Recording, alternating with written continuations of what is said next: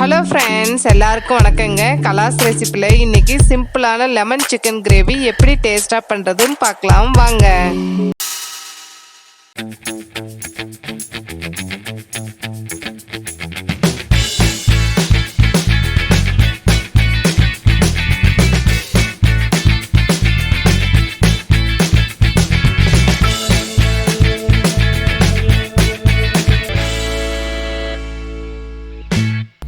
கடாயில் க்ளீன் பண்ணி வச்சிருக்க 1/2 kg சிக்கன், 1/2 டீஸ்பூன் மிளகுத்தூள், 1/2 டீஸ்பூன் இஞ்சி பூண்டு பேஸ்ட்டு. மிளகுத்தூள் இஞ்சி பூண்டு பேஸ்ட்டும் போட்டது வீடியோவில் கவர் ஆகலை. இது கூட கொஞ்சம் தண்ணி சேர்த்து நல்லா கலந்து விட்டு மூடி வச்சிருங்க. சிக்கன் வேகட்டும். ஸ்டவ் மீடியம் ஃப்ளேமில் இருக்கட்டும். இன்னொரு கடாயில் கொஞ்சம் நல்லெண்ணெய் சேர்த்துக்கோங்க. எண்ணெய் ஹீட் ஆன உடனே 1/4 டீஸ்பூன் சோம்பு பொரிஞ்ச உடனே பிரியாணி இலை 2, 1/2 kg சிக்கனுக்கு இந்த சைஸில் 3 வெங்காயம் 2 தக்காளி எடுத்திருக்கேன். இந்த வெங்காயத்தை நீள நீளமாக கட் பண்ணி கடாயில் சேர்த்து நல்லா எண்ணெயில் வதக்கிக்கோங்க. பாருங்க, வெங்காயம் நல்லா வதங்கிருச்சு. இப்போ இஞ்சி பூண்டு பேஸ்ட் 3 டீஸ்பூன் சேர்த்து அதையும் எண்ணெயில் நல்லா வதக்கிக்கோங்க.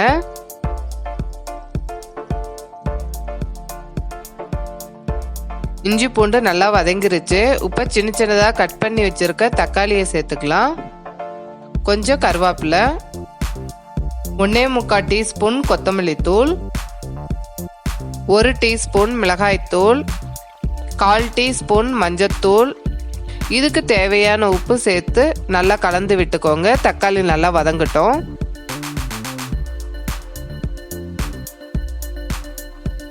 சிக்கன் இந்நேரம் வெந்திருக்கும். ஸ்டவ் ஆஃப் பண்ணிடலாம். தக்காளி நல்லா வதங்கிருச்சு. இப்போ சிக்கனை இது கூட சேர்த்து நல்லா கலந்து விட்டுடலாம். சிக்கனில் நல்லா மசாலா இறங்கினா தான் டேஸ்ட் நல்லா இருக்கும். அதனால இன்னொரு கொதி வரட்டும்.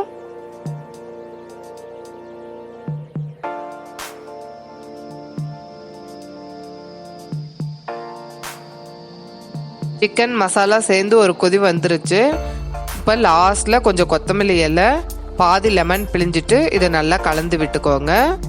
இந்த கிரேவிக்கு லெமனுடைய டேஸ்ட்டு ரொம்ப நல்லா இருக்குங்க. நம்ம இந்த சிக்கன் கிரேவியில் அளவான மசாலா தான் சேர்த்துருப்போம், ஆனால் டேஸ்ட்டு ரொம்ப நல்லா இருக்குங்க. பாருங்க, சிக்கன் நல்லா சாஃப்டாக வெந்திருக்கு, மசாலாவும் நல்லா இறங்கியிருக்கு.